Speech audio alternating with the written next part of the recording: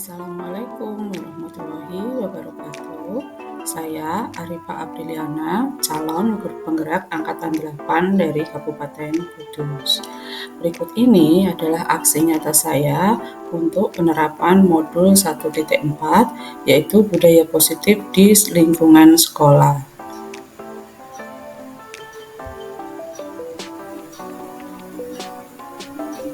Aksi nyata ini berisikan dokumentasi hasil kegiatan diseminasi materi budaya positif terhadap rekan-rekan sejawat dan kegiatan-kegiatan yang mencerminkan budaya positif terutama di lingkungan SMA Negeri 2 Baik Kudus.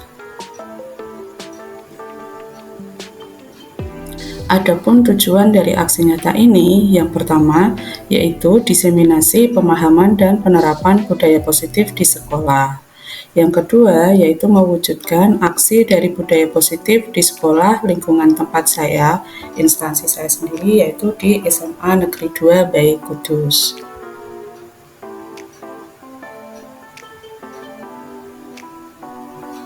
Berikut ini adalah hasil diseminasi pemahaman dan penerapan budaya positif di sekolah kepada rekan-rekan saya sejawat.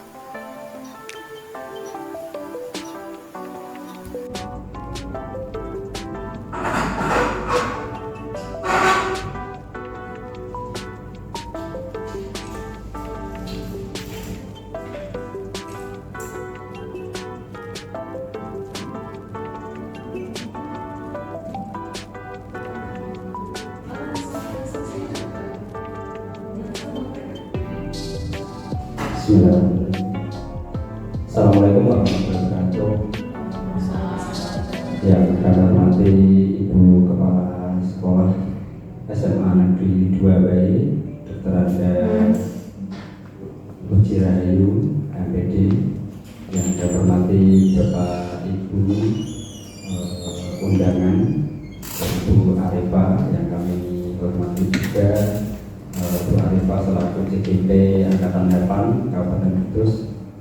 Alhamdulillah, berkat rahmat Allah yang Maha Kuasa, kita diberi kenikmatan, kesehatan sehingga dapat berkumpul di ruang ini dalam keadaan sehat walafiat dalam kegiatan pemaparan visi guru penggerak dan sekaligus sosialisasi budaya positif dari Bu Arifa. Salawat salam tidak lupa kita aturkan kepada Nabi besar Muhammad Sallallahu Alaihi Wasallam dengan bersama Allahumma sholli ala sayyidina Muhammad wa ala ali sayyidina Muhammad. Semoga nanti di yaumil kiamah kita mendapat syafaatnya. Bapak Ibu yang kami hormati, untuk kegiatan ini mohon maaf karena memang jadwal saya itu tidak bisa dirubah lagi karena kemarin juga ketika saya rubah malah kena sidak BPGP, tapi tidak masalah karena memang kegiatan saya yang padat, sehingga hari ini terlaksana walaupun nanti tidak sesuai dengan prosedur yang ada. Bahwa intinya di kegiatan kali ini Bu Arifa ini sudah melaksanakan kegiatan CGP itu sudah melalui 3 modul. Dan saat ini berada di modul 1.4 yaitu budaya positif. Di modul 1.1, 1.2 dan 1.3 ini nanti Bu Arifa harus memaparkan visi guru penggerak, di mana visi ini sebenarnya didiskusikan bersama-sama. Nah, didiskusikan bersama-sama di mana visi sekolah itu harus berpihak pada murid, harusnya seperti itu. Tapi di sini hanya sekedar tugas dari Bu Arifa, tidak akan merubah visi dari sekolah tersebut, Bu Puji. Karena kemarin sempat banyak yang tanya, ini sudah dibuat visi misinya nanti berubah lagi, dan apalagi di yayasan kemarin tuh debat gara-gara visi misinya itu tidak ada ahli sunnah wal jamaah, dihilangkan. Di sini kita di guru penggerak itu memang ada yang namanya modul visi guru penggerak. Nah, dari visi guru penggerak ini nanti Bu Arifah itu membuat sebuah prakarsa perubahan. Nah, dari visi ini pun tidak harus kalimatnya panjang, sebenarnya tidak harus. Jadi satu kalimat yang inti dan nantinya bisa diwujudkan.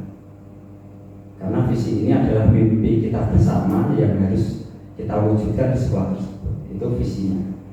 Terus untuk prakarsa perubahannya itu adalah sebuah program yang nanti disampaikan oleh Bu Arifah. Dia mempunyai satu program untuk mewujudkan visi tersebut. Selanjutnya yang terakhir nanti sekaligus pemaparan tentang budaya positif, di mana ini adalah tugas terakhir di modul 1.4. Aksi nyata di modul 1.4 adalah diseminasi budaya positif. Nanti karena agak panjang, mungkin Bu Puji nanti jam 1 sudah meninggalkan ruangan, kami persilahkan. Karena untuk budaya positif ini setengah jam, videonya setengah jam. Karena yang tahun kemarin fasilitator saya itu dikirimi video 5 menit, dikembalikan. Ini jaga-jaga juga karena setiap fasil juga beda.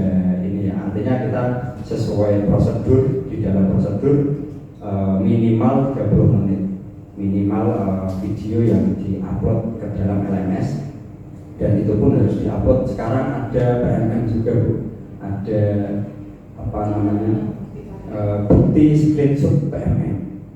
Jadi kalau di angkatan 5 dulu tidak ada, baru di angkatan 6, 7, dan 8 ini sudah mulai pemanfaatan PMM. Mungkin itu pengantar dari saya. Selanjutnya nanti sambutan sedikit dari Bu Puji, setelah itu pemaparan dari Bu Arifah, dan yang terakhir nanti penutup. Selanjutnya saya serahkan ke Bu Puji untuk penguatan kepada Bu Arifah. Monggo Bu.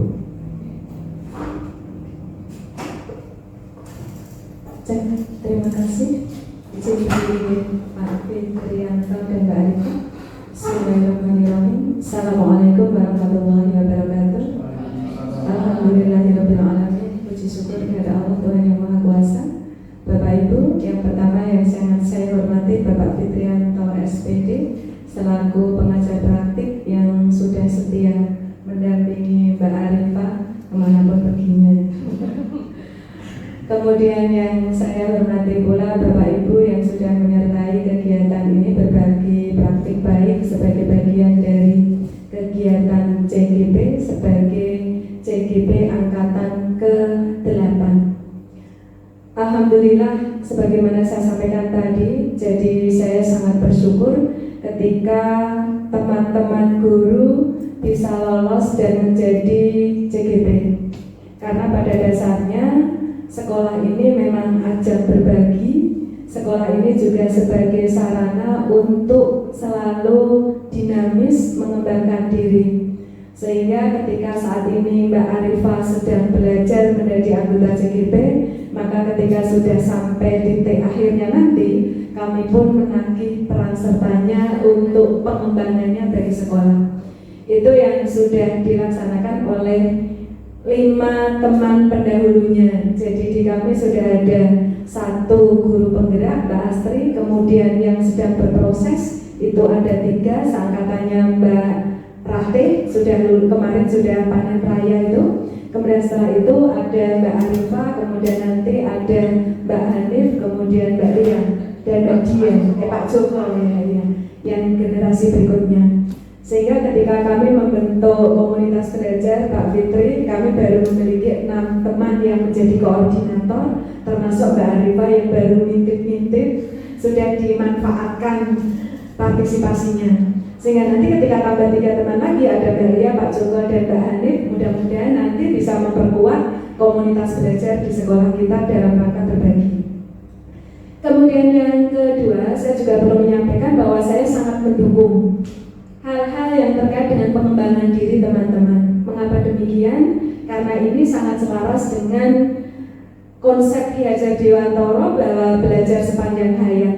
Jadi saat ini mungkin teman-teman memang menjadi guru, tapi alangkah baiknya jika saat tertentu juga juga menjadi murid juga, sehingga biar bisa selalu merefleksi bagaimana rasanya jadi murid dan agar selalu hati-hati ketika menerapkan diri sebagai guru. Karena ketika kita hanya jadi guru terus-menerus tanpa mengalami lagi menjadi murid, mungkin nanti kita akan lupa bagaimana rekosonya mengerjakan tugas yang diberikan oleh guru kepada murid. Artinya kan dengan demikian nanti mungkin kita ada tepos lironya ketika menjalankan tugas itu, dampak tidak langsungnya dalam pembelajaran sepanjang hayat.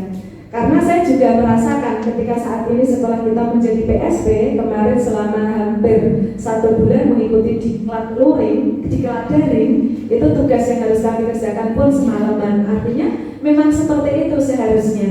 Jadi saatnya kita menjadi murid, kita menjalankan tugas bagaimana yang diberikan oleh gurunya, kemudian saat menjadi guru bisa memberikan tugas yang bisa terukur sehingga nanti tidak sia-sia dalam pengembangannya. Kemudian yang terakhir tentu saja saya mendoakan mudah-mudahan nanti kegiatannya lancar. Disampaikan terima kasih pada Pak Fitri, lancar sampai pada akhirnya nanti pada saat panen seperti kemarin nanti bisa mengaktualisasi diri hal-hal positif yang sudah didapatkan dan nanti diimplementasikan di sekolah kita. Demikian yang bisa saya sampaikan, dan seperti tadi sudah disampaikan Pak Fitri, saya diizinkan untuk meninggalkan sebelum tuntas. Katanya diajak nyombong ya Pak. Jadi kalau melihat tamu sudah membukakan pintu itu saya sangat berterima kasih. Jadi saya tidak membuka pintu sendiri. Jadi terima kasih, mudah-mudahan lancar Mbak Arifah dan teman-teman bisa membersamai kegiatan ini karena nanti di syuting sampai dengan 30 menit ya. Jadi Bapak Ibu harus merapikan dulu apakah sudah siap untuk menjadi artis. Iya, nanti kalau berpendapat itu menghadapnya ke sana, jangan menghadap ke sini karena kameranya di sebelah belakang. Sehingga nanti yang perlu Bapak Ibu ketahui. Demikian, mudah-mudahan lancar. Saya akhiri. Wassalamualaikum warahmatullahi wabarakatuh.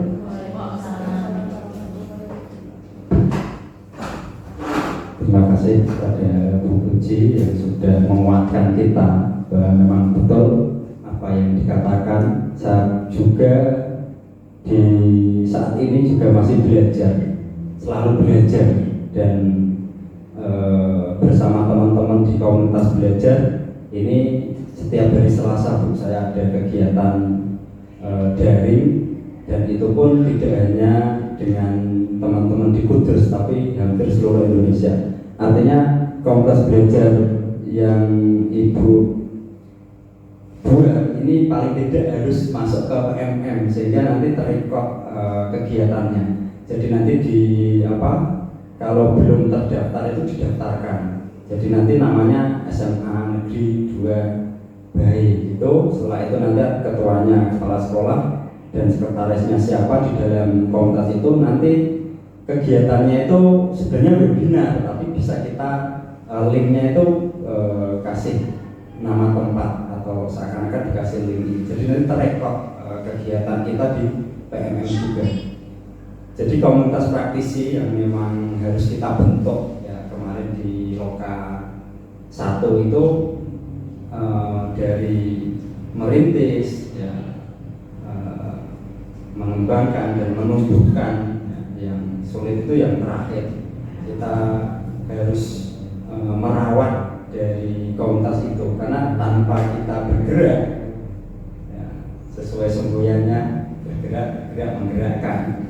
Ini kemarin juga sudah tampilkan video anak kecil yang dia itu tidak anak kecil yang menggerakkan orang sekitar seperti itu yang pernah kita pelajari.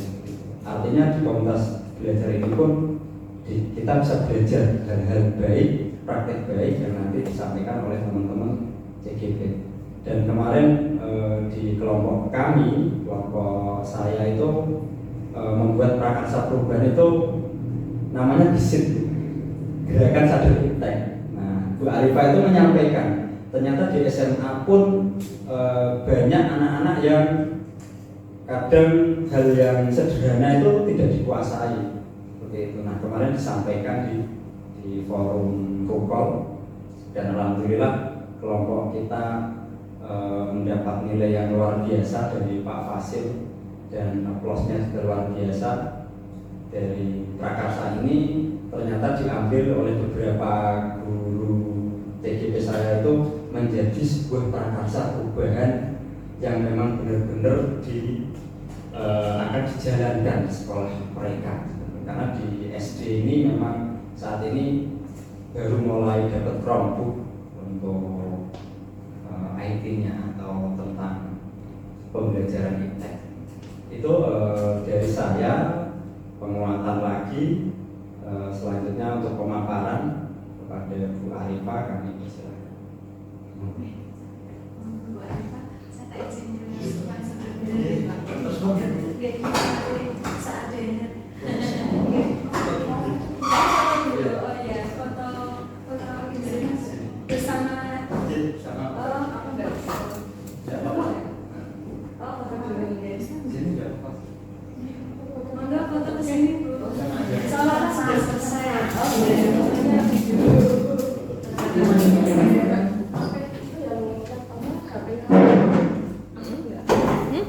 Aktif?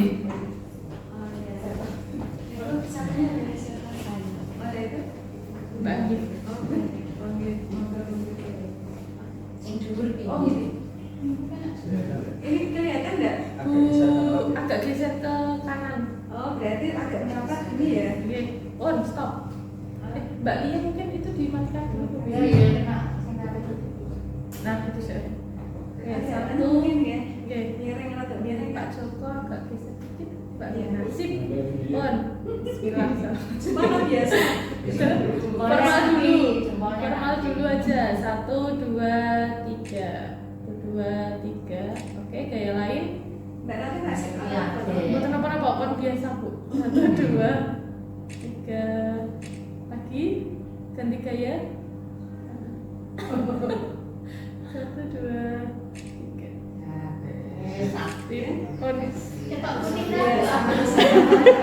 Iya, udah lancar. Tapi itu belum ada snacknya loh. Sama.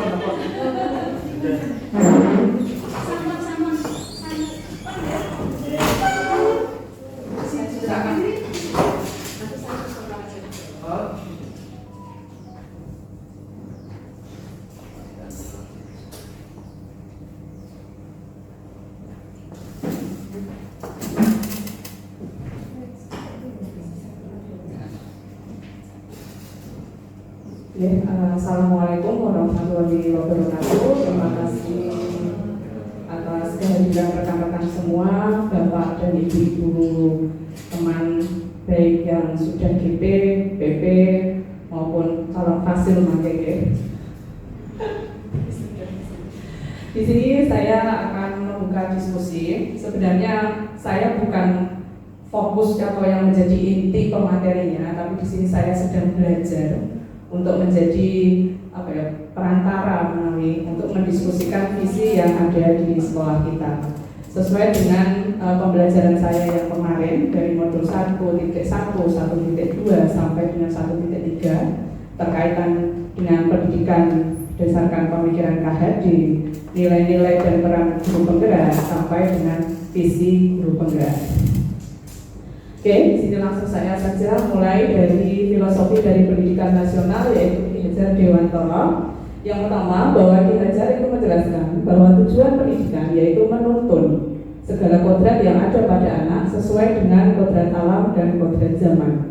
Menuntun di sini berarti bisa kita artikan bahwa guru memberikan tuntunan atau berupa arahan dengan teladan agar anak tidak kehilangan arah dengan membahayakan dirinya serta menemukan kemerdekaan dalam belajar. Kemudian ada kodrat alam dan kodrat zaman. Dari kodrat alam yaitu berupa sifat kepentingan baik mengenai hidup diri pribadinya dan bentuk lingkungan di mana anak berada. Sedangkan kodrat zaman berarti bentuk dari isi atau wirama yang disesuaikan dengan zaman. Berarti kodrat zaman kita sesuaikan dengan perubahan zaman selama ini, pasti akan selalu berubah menuju ke arah yang lebih baik. Begitu juga kita harus mempersiapkan murid-murid kita menjadi lebih baik kembali.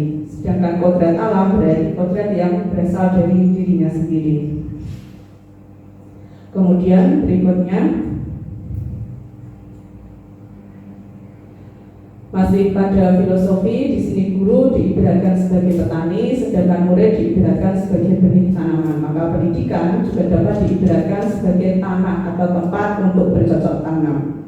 Seorang guru perlu mengusahakan agar sekolah menjadi sebuah lingkungan yang menyenangkan, aman, nyaman untuk bertumbuh, serta dapat menjaga dan melindungi setiap murid dari hal-hal yang kurang bermanfaat atau bahkan mengganggu perkembangan potensi murid.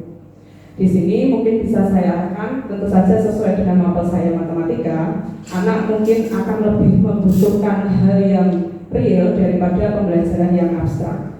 Di mana mungkin beberapa waktu yang lalu saya lebih memilih untuk membawa anak keluar lingkungan kelas sesuai dengan materinya.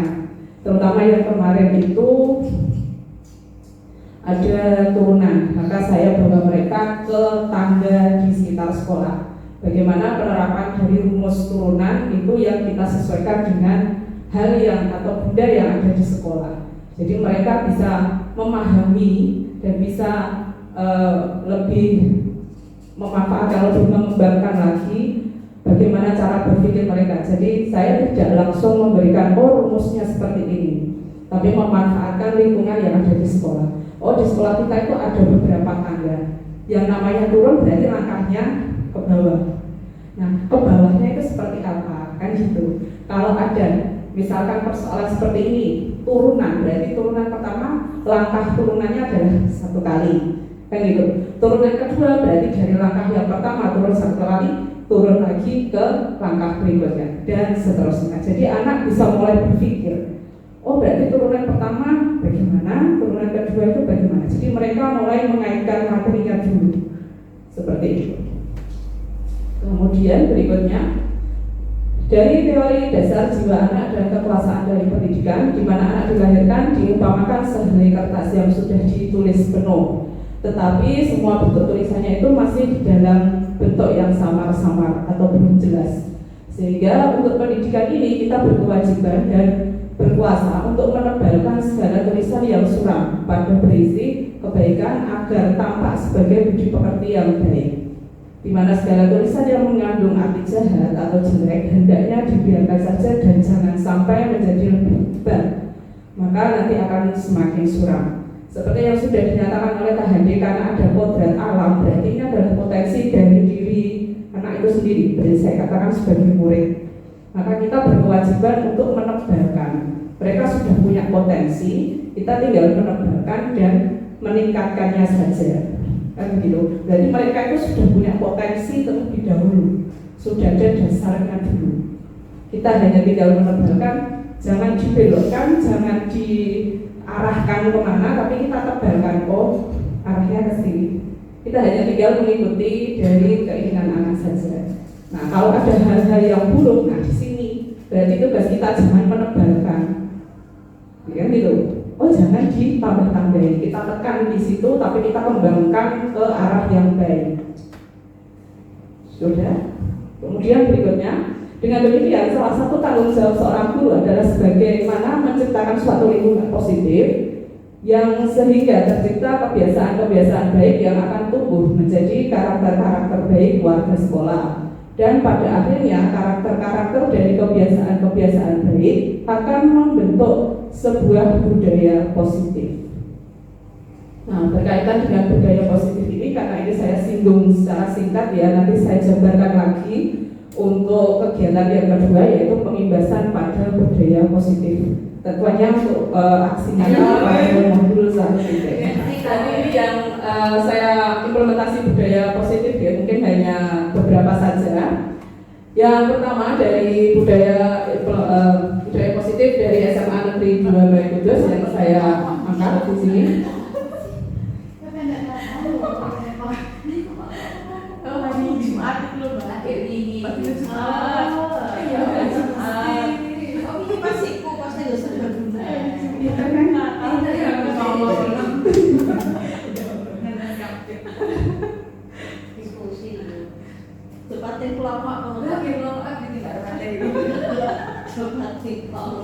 Saya coba mungkin paling ada sedikit videonya.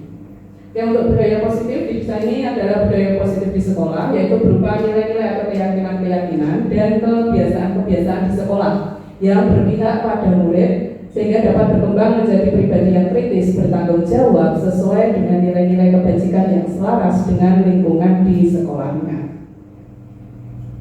Kemudian berikutnya nilai-nilai kebajikan di sini sebenarnya ada beberapa seperti yang Bapak dan Ibu ketahui. Ada dari nilai-nilai kebajikan berdasarkan profil pelajar Pancasila, IPO, 9 pilar, kemudian ada petunjuk seumur hidup, ada the 7 essential virtues, kemudian the Virtues Project ya, ada beberapa. Sementara yang kita gunakan terutama dalam pendidikan berarti yaitu pada kebajikan di profil pelajar Pancasila seperti sesuai dengan visi yang kita bahas tadi ya.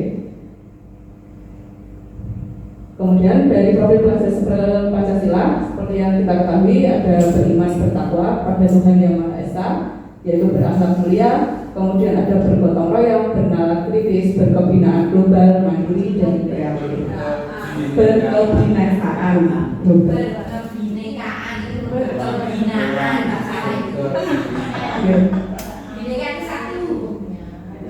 Kemudian ini seperti tadi yang kebutuhan dasar dari manusia, yaitu kebutuhan bertahan hidup, kasih sayang, penguasaan, kebebasan dan kesenangan. Mungkin tadi salah satunya yang saya ambil contohnya Buanes, apakah ada kekuasaan tadi penguasaan gitu ya.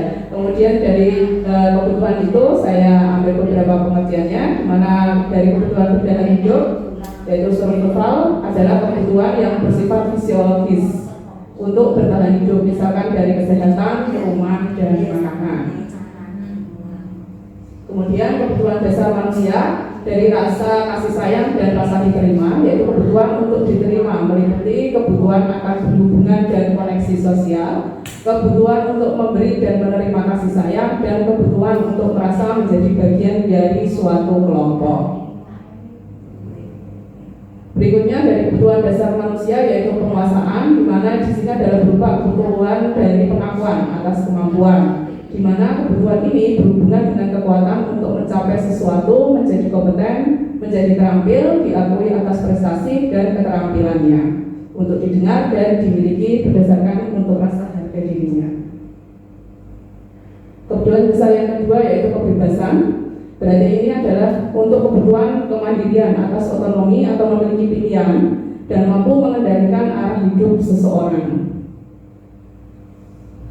Berikutnya adalah kesenangan, yaitu kebutuhan untuk merasa senang dalam dirinya sendiri, untuk mencari kesenangan dalam bermain, mengikuti atau tertawa ya, berarti dari emosinya. Nah, di sini ada beberapa posisi kontrol diambil dari Geiser ini ya. Geiser berkesimpulan ada 5 posisi kontrol yang bisa diterapkan oleh guru. Kelima posisi kontrol tersebut yaitu sebagai penghukum, pembuat rasa bersalah, teman, pemantau, dan manajer.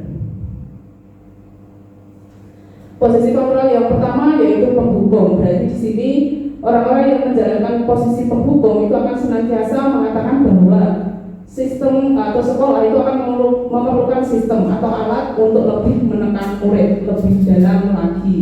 Berarti di sini murid akan semakin lebih marah, posisinya nanti akan mendendam dan lebih bersifat agresif.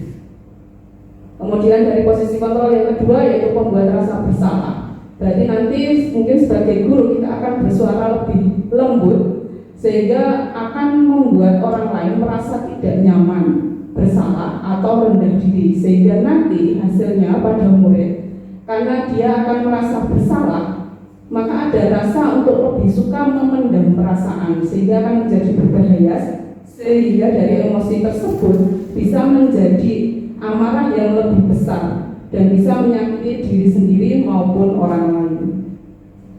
Kemudian posisi kontrol berikutnya yaitu sebagai teman. Berarti dari posisi ini kita berupaya mengontrol murid melalui persuasi. Nah, dalam posisi ini guru bisa memiliki sisi negatif atau sisi positif. Dari sisi positif di sini kita bisa menjalin hubungan baik antara guru dengan murid. Sedangkan dari sisi negatif sendiri, nah sebagai teman murid mungkin akan lebih kecenderungan untuk bisa mengandalkan guru tersebut. Jadi tidak ada daya dari murid tersebut. Next, dari posisi kontrol berikutnya yaitu sebagai pemantau. Berarti ini pengawas ya, ini hampir sama menurut saya. Dari pemantau ini berarti berdasarkan peraturan-peraturan dan konsekuensi. Jadi kita berdasarkan peraturan-peraturan atau konsekuensi yang sudah ada. Berarti hanya pemantau saja. Nah di sini nanti guru mungkin tidak akan bisa menunjukkan emosi yang berlebih, menjadi marah atau membuat merasa bersalah kembali.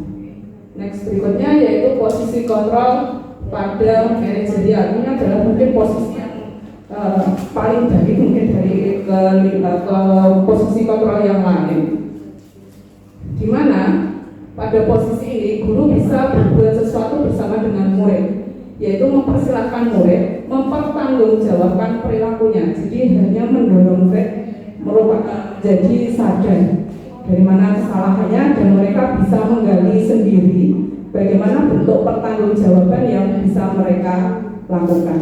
Seperti itu. Jadi tidak ada rasa hukum atau konsekuensi. Next berikutnya. Ini adalah segitiga resolusi. Seperti yang panjenengan bisa lihat, berarti ada 3, yaitu menstabilkan identitas, menanyakan keyakinan, dan memvalidasi tindakan yang salah. Ini yang bisa kita gunakan sebagai posisi kita menjadi manajerial. Berarti anak itu kita mengidentifikasi dulu identitasnya, kita arahkan, menanyakan dulu keyakinannya, kemudian baru kita validasi tindakan yang salah, sehingga murid sendiri itu setelah mengetahui kesalahannya, mereka bisa bertanggung jawab atas tindakannya tersebut. Jadi kita tidak menjustifikasi, mereka sendiri yang menyadarkan dirinya sendiri. Berikutnya, ini tadi ya ada beberapa kegiatan dari segitiga restitusi, yaitu menstabilkan identitas. Ini menjadikan yang menjadikan efektif, maka kita harus meyakinkan si anak bagaimana identitasnya. Kita yakinkan dulu. Next. Nah lanjut ya. Kemudian dari validasi tindakan yang salah.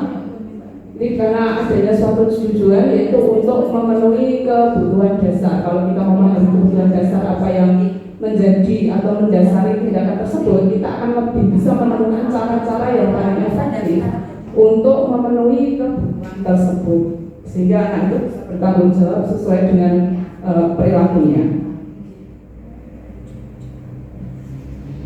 Yang terakhir yaitu menanyakan keyakinan.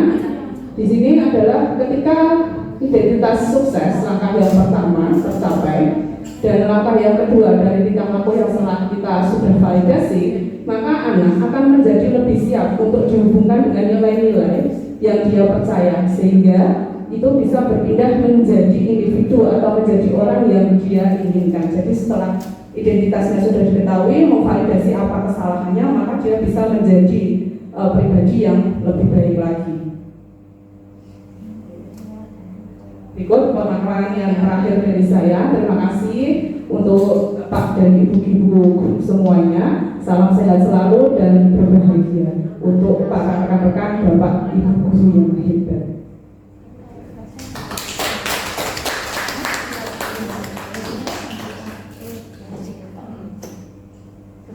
Masih ada lagi tidak Pak? Cukup. Ya, matur suwun sangat, sampun meluangkan waktunya, pikirannya, betapa dari tadi data saya fokus dari tadi. Monggo didahului.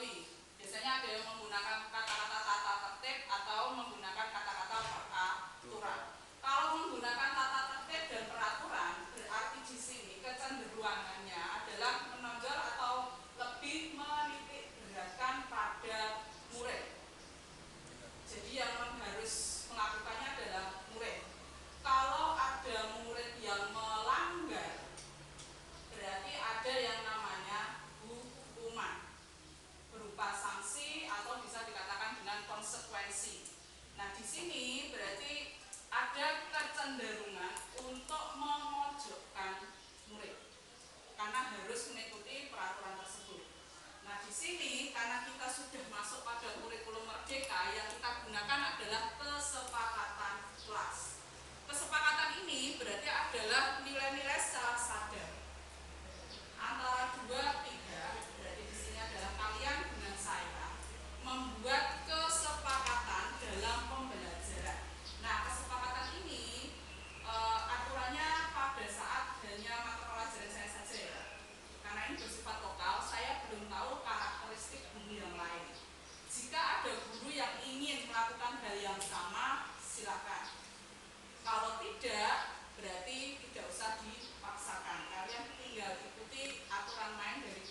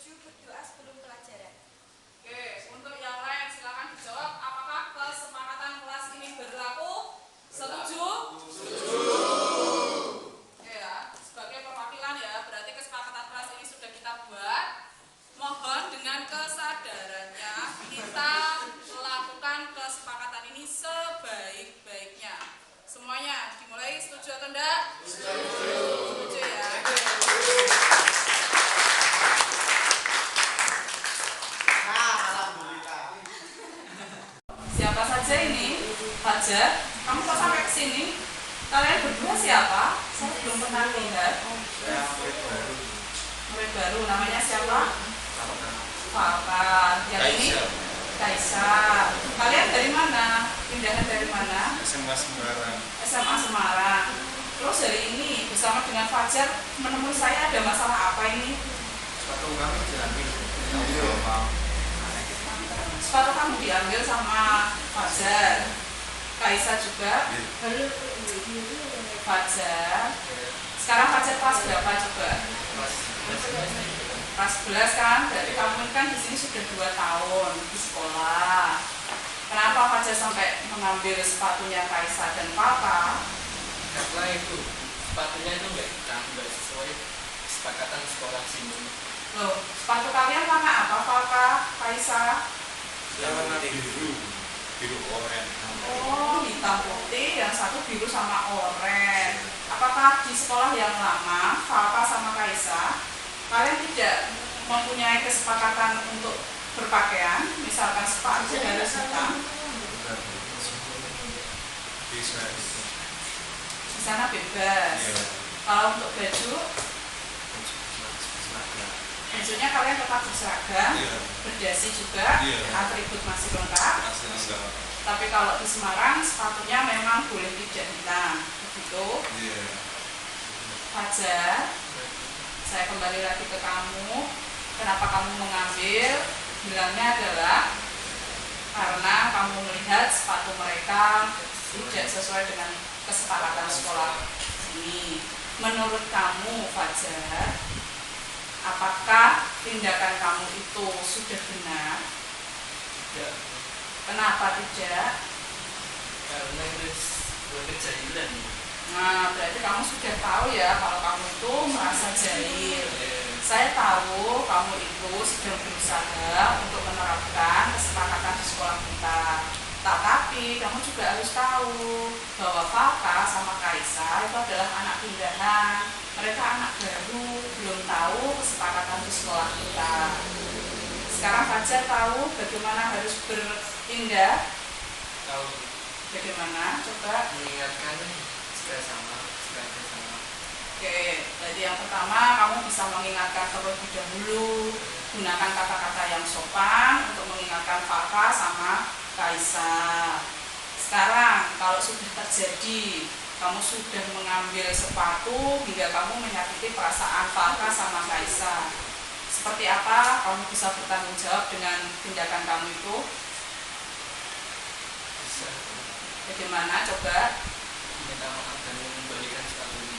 Oke, kamu berarti sudah berniat untuk meminta maaf dan mengembalikan sepatunya. Sekarang sepatunya masih kamu simpan. Oke, berarti setelah ini kamu harus segera mengembalikan sepatu milik Falka dan Kaisa. Jangan lupa untuk minta maaf ya. Sekarang coba tindakan dulu, kamu harus minta maaf sama Kaisa dengan Falka dulu. Ya mas. Papa.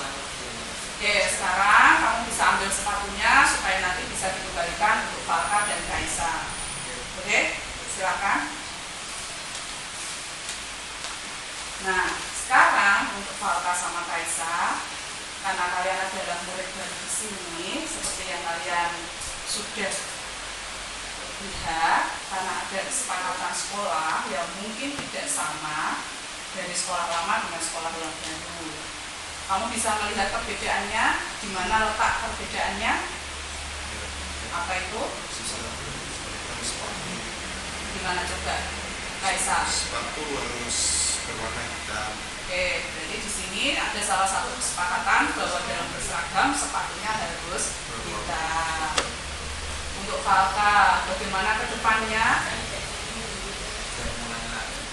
Oke, berarti Falka sudah berjanji untuk tidak mengulangi lagi. Untuk Kaisa juga? Saya berjanji tidak mengulanginya lagi. Oke, apakah di rumah sudah tersedia sepatu yang warnanya hitam? Sudah. Sudah, berarti sudah ada ya? Iya. Oke, Ibu harap sesuai dengan kesepakatan sekolah, kalian menerapkan sesuai dengan kesepakatan yang sudah ada.